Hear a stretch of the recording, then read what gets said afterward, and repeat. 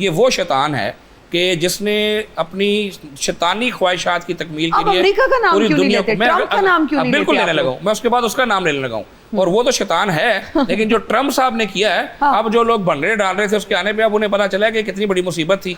तो मेरा नहीं ख्याल कि वो कोई एक नॉर्मल शख्स है, क्योंकि अगर वो दिमागी तौर पर नॉर्मल होता तो वो कोई बंदे के पुत्रों वाला काम करता।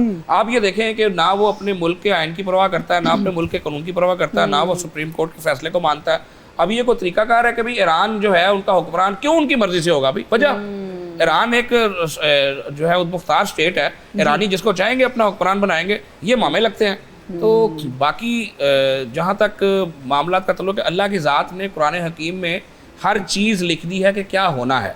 और ये बीइंग मुस्लिम अगर आप कुरान की तफसीर पढ़ें तो आपको ये पता होगा कि ये सब कुछ लिखा हुआ है।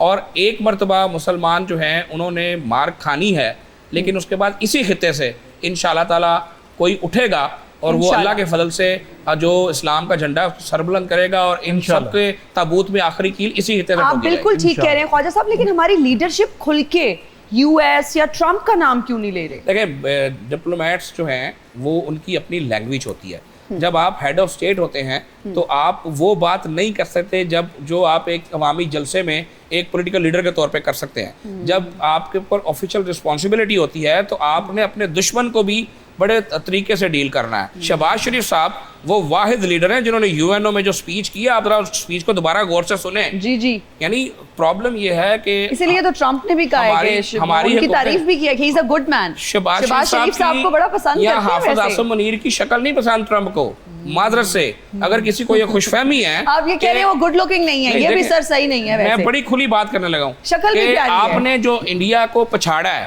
पूरी दुनिया को समझ आ गई है कि आप कोई तरने वाला नहीं है कि आपको कोई चट कर जाएगा। आपने जिस तरह से उनका S4 सिस्टम हैक किया, जिस तरह से उनको 6 घंटे में तिगनी का नाच नचाया और पूरी दुनिया जंग बंदी कराने पे मजबूर हुई, अब आपको वो मानना शुरू होगा। इसमें तो कोई शक नहीं। उन्हें पता है कि पाकिस्तान से पंगा लेंगे तो आगे से रिस्पांस आएगा। और जो हमारे चीफ ने बात की थी, फील्ड मार्शल ने, कि हमने एटम बम जो है वो कोई शोकेस में रखने के लिए नहीं बनाया हुआ। अल्लाह ना करे अगर हमें लगेगा कि हमारी कौम को खतरा है या हमारे मुल्क को खतरा है तो हम आधी दुनिया साथ लेकर डूबेंगे। ये पता है। अच्छा जी, ऑडियंस इंटरेक्शन की जानिब बढ़ते हैं। ऑडियंस में भी कुछ खवातीन मौजूद हैं, एक बस हमारे पास मर्द भी मौजूद हैं। आप भी अगर कुछ पूछना चाहते हैं मैडम से, सर से, आप प्लीज जरूर पूछिए। अस्सलाम वालेकुम एवरीवन, वालेकुम दिस इज़ मी मोमिना। मेरा सवाल ख्वाजा सर से है। सर, मेरी ख्वाहिश है कि आप सरकारी अस्पताल में मरीज़ का भेस बदल कर जाया करें, इस तरह से बेहतरीन नताइज हासिल होंगे। बड़ी अच्छी बात आपने कही है। असल में आजकल दौर जो है वो बदल गया है। हमारे डिपार्टमेंट में अगर आप कभी तशरीफ़ लाएँ तो हमने एक कमांड एंड कंट्रोल सेंटर बनाया हुआ है। हमने जो डिजिटल कैम्प्स की मदद से तमाम वार्ड्स और तमाम मेन स्ट्रीम्स हमारे हॉस्पिटल की जो है वो हमारे पास कवर्ड हैं और उस पर मॉनिटर्स बैठे होते हैं। अब हर चीज़ जो अस्पताल में हो रही है हम लाइव देख रहे होते हैं। मैं हमेशा कोशिश ये करता हूँ कि जो असल मसाइल हैं वो मुझ तक पहुँचते रहें। तो अगर फिर भी आपकी फरमाइश और आपका हुक्म है तो मैं किसी दिन ये भी कर लूँगा, इसे को चीज़ उधार ले लूँगा। सर बेटी मैं लगता सिर्फ ਤੁਹਾਨੂੰ ਮਰੀਜ਼ ਦੇਖਣਾ ਚਾਹੁੰਦੇ ਜੀ। अच्छा ਅਰੇ ਤਾਂ ਕਰਨਾ ਪਿਓ ਜਾਂਦੇ ਆ ਗਵਰਨਮੈਂਟ ਹਸਪਤਾਲਾਂ 'ਚ ਟੀਕਾ ਵੀ ਛੇਤੀ ਲਾ ਦਿੰਦੇ। ਸਰ ਜੀ ਉੱਥੇ ਰਾਸ਼ੀ ਇੰਨਾ ਹੁੰਦਾ, 2 ਬਾਹਾਂ ਉੱਤੇ ਥੱਲੇ ਰੱਖ ਬਲੱਡ ਪ੍ਰੈਸ਼ਰ ਚੈੱਕ ਕਰਦੇ 2 ਬੰਦੇ। जी, who is next? अस्सलाम वालेकुम, माय नेम इज़ सीरत खान। मैं मैम से सवाल पूछना चाहती हूँ कि स्किन के सभी डॉक्टर्स वाइटनिंग क्रीम के ख़िलाफ़ क्यों होते हैं? यार, वाइटनिंग क्रीम के ख़िलाफ़ नहीं होते हैं। फॉर्मूला मिक्स क्रीम्स जो ये गली मोहल्ले में 200 रुपये की बिक्री होती हैं, they contain all the mercury and steroids, जिनके बाद जो है वो इरिवर्सिबल डैमेज हो जाता है। और आपने अक्सर वीडियोस देखी होंगी, राइट?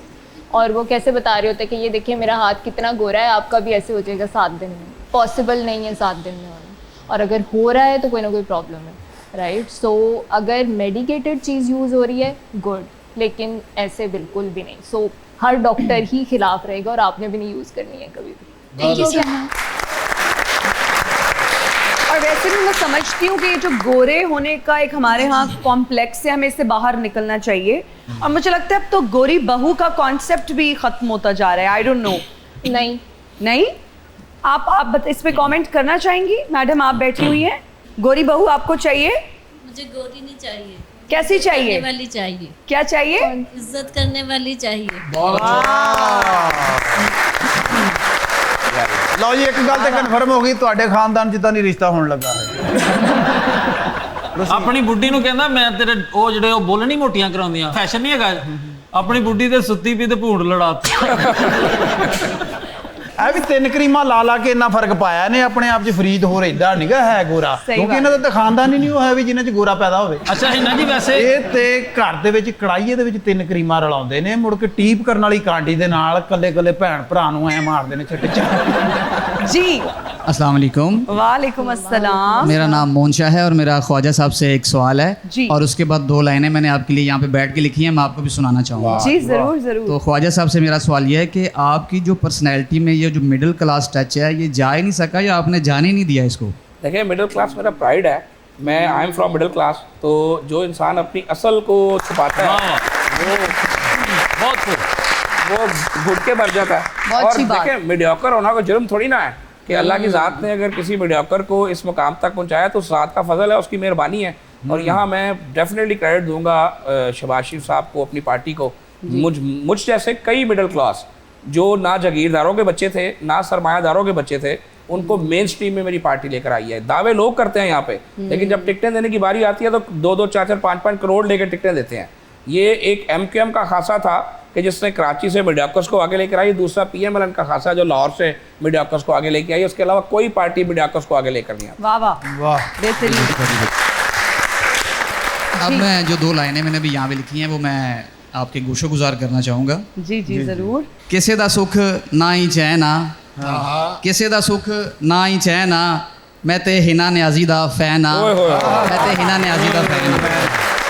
मेरे पिछे लगी कुड़ियां दी लम्मी एक लैन आ, मेरे पिछे लगी कुड़ियां दी लम्मी एक लैन आ, मैं ते हिना नियाजी दा फैन आ, मैं ते हिना नियाजी दा फैन आ। मेरा किसे नाल ना कोई लैन ना देना, मैं ते हिना नियाजी दा फैन आ, मैं ते वाह, हिना वाह। नियाजी दा फैन आ। ਇੱਕ ਗੱਲ नहीं नहीं मैं भी कुछ कहना चाहती मैं भी हूँ। एक बात नहीं, कह- पहले मैं पहले मैं, नहीं पहले। नहीं नहीं नहीं लेकिन प्रावा मैं तेरी भैन आ। ਅੱਛਾ ਇਹ ਗੱਲ ਸੁਣ ਕੇ ਹੁਣ ਤੈਨੂੰ ਚੈਨ ਆ ਹਰ ਇੱਕ ਔਰਤ ਨੂੰ ਤੁਸੀਂ ਭੈਣ ਕਹਿਣਾ ਇਹ ਵੱਡਿਆਂ ਦਾ ਕਹਿਣਾ ਤੂੰ ਤੇ ਮੈਂ ਹਿਨਾ ਨਿਆਜ਼ੀ ਦਾ ਫੈਨ ਆ एंड विच मैं यही कहूँगा हिना नियाजी मेरी भैन आ, मैं ते हिना नियाजी दा फैन आ। वाह ਵਾਹ ਜੀ ਵਾਹ ਸ਼ੇਰ ਬੋਲ ਬੋਲ ਕੇ ਤੂੰ ਕਰ ਲੈ ਭੈਂਗੇ नैना ਇਹਨਾਂ ਨਿਆਜ਼ੀ ਤੇਰੀ ਭੈਣ ख्वाजा साहब, जी। मरियम नवाज साहिबा और शहबाज शरीफ में क्या मुमासलत है और क्या उन दोनों में मुख्तलिफ है? कमिटमेंट और हार्ड वर्क ये दोनों में ज्वाइंट है, दोनों में इकट्ठा है। और मुख्तलिफ ये है कि वो चाचा है ये भतीजी। भतीजी हैं, वाह वाह।